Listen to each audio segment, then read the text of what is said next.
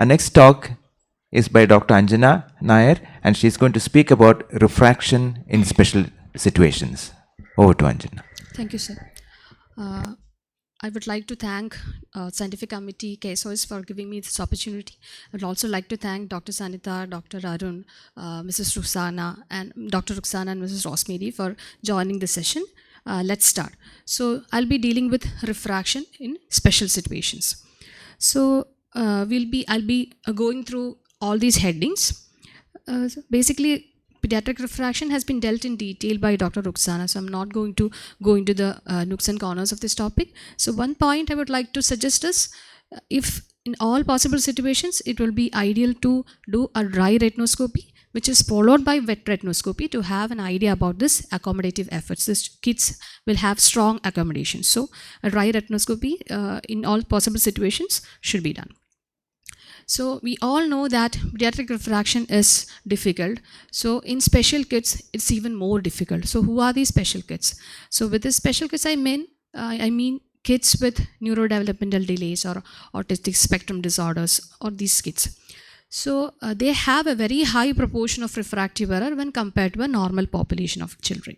So two things has to be stressed while we are screening the special kids. One is vision screening. So we all know that children are very fussy and very unattentive in our clinics.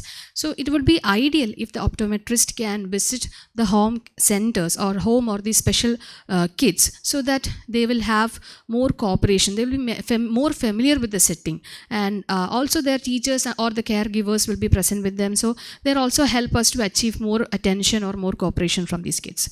And the second point I would like to make is choose a suitable chart for vision assessment.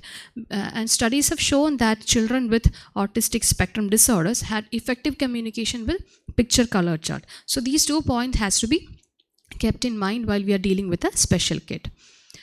Squint and refraction, we all know it is so much of interrelated, and any cases of squint, you should screen for any refractive errors. And actually it is more significant association with squint and refractive error rather than the family history of a squint.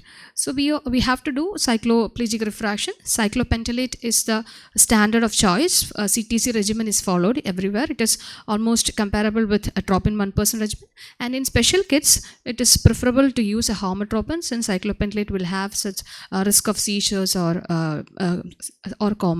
some neurological difficulties. So in accommodative esotropy, the average cycloplegic refraction could be around plus 4.75. So whenever we are giving a spectacle to a kid with accommodative esotropia, we need to stress some points to these parents. One is, they have to wear the glasses for full time. So if they are wearing the glasses only for part time, the accommodation will not be fully relaxed. So when the accommodation is not fully relaxed, the child's vision will get blurry and the eyes will go into esotropia again. And the second point is, once they have started wearing the glasses and they are stopping it in between, the child esotropia might increase in the due course. So this has to be stressed to the parents. In intermittent exotropia, there is actually loss of fusion for brief periods. So concave lenses will induce a convergence. So any refractive error should be corrected to improve the fusion of these kids. That is, even if it is a minor myopia, it's need correction because we are using a concave lens and it will induce the more fusion. And hypermetropia, if the patient is asymptomatic, it need not be corrected. But in any hypermetropia with reduced vision, it has to be fully corrected, even though it is corrected with the convex lenses. And in children with esotropia, if the esotropia is more for near, we should consider checking AC by ratio. We all know that the normal AC by ratio is 5:1. In children with high AC by ratio, it cannot be corrected with the normal glasses. It has to be given like an executive bifocal with plus 2.5 to plus 3 diopters, or a flat topped D bifocal is another alternative to executive bifocal. Progressive myopia. What happens in progressive myopia? So there is a weak accommodation. There's an accommodative lag in patients with myopia.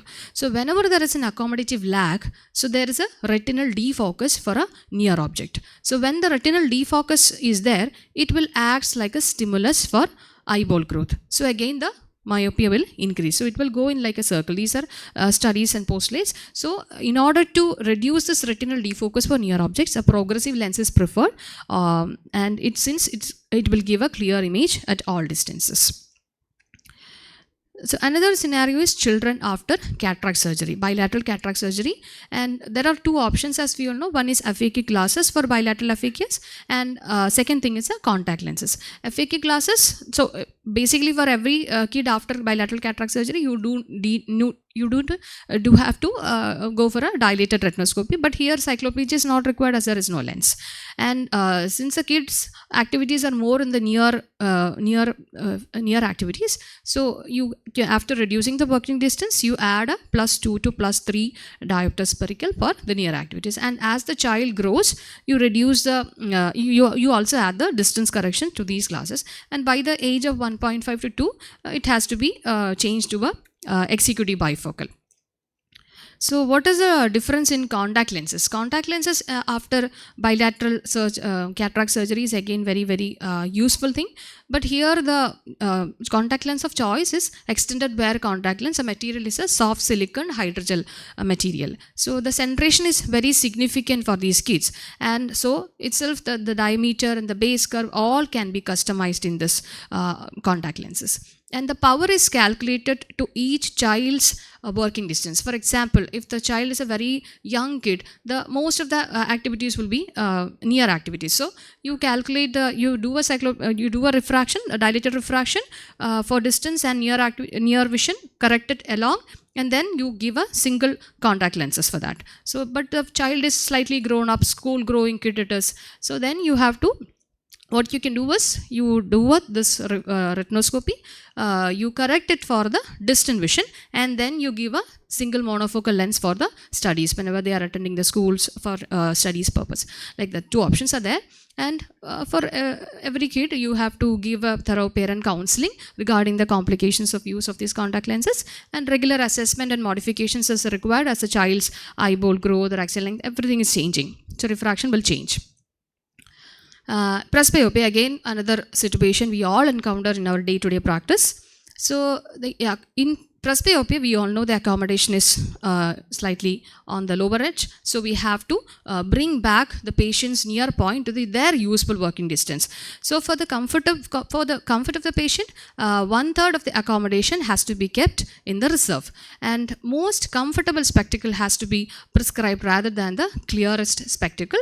Each eye has to be tested individually, and it has to be given, the power has to be described not by the age of the patient, but it has to be corrected to their activities. So each patient's activities will be different, and it is always better to undercorrect than to overcorrect for the most comfortable situation of the patient.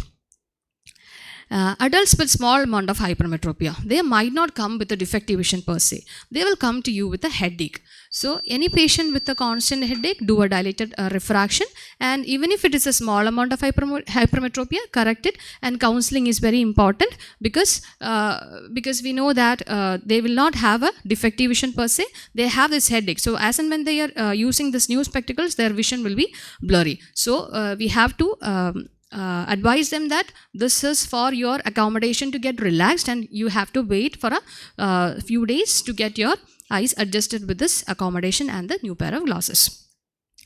And in pre-presbyopic age, this is again another practical scenario. So if the patient is having constant near work, even if it is a small amount of hypermetropia present in that patient, you give the glass correction, ask them to wear it for a constant use, the near work will be better. And if it is a more demands at workplace, say it's a pharmacist, they say they need to see the small letters on the ampules or microscopes once you are using the microscope. And so if it is a minor amount of astigmatism, you have to correct. And then in such patients, you have to give a small addition of +0.75 for near work as a progressive lens. And last but not the least, a role of dynamic retinoscopy is again important. Whenever the patient is having 6/6 vision, but they are complaining of headache or eye strain, you do a dynamic retinoscopy. This is a picture of MEM method of dynamic retinoscopy being done. The normal value of dynamic retinoscopy is +0.5 to +0.75. If it is more than that, it indicates a lag of accommodation, and so you have to correct it accordingly and then prescribe a plus correction for that. Thank you so much. Thank you very much, Dr. Anjana, for the difficult topic and also the fantastic slides. I think it really helps to have an IT spouse who can help you with the slides. Thank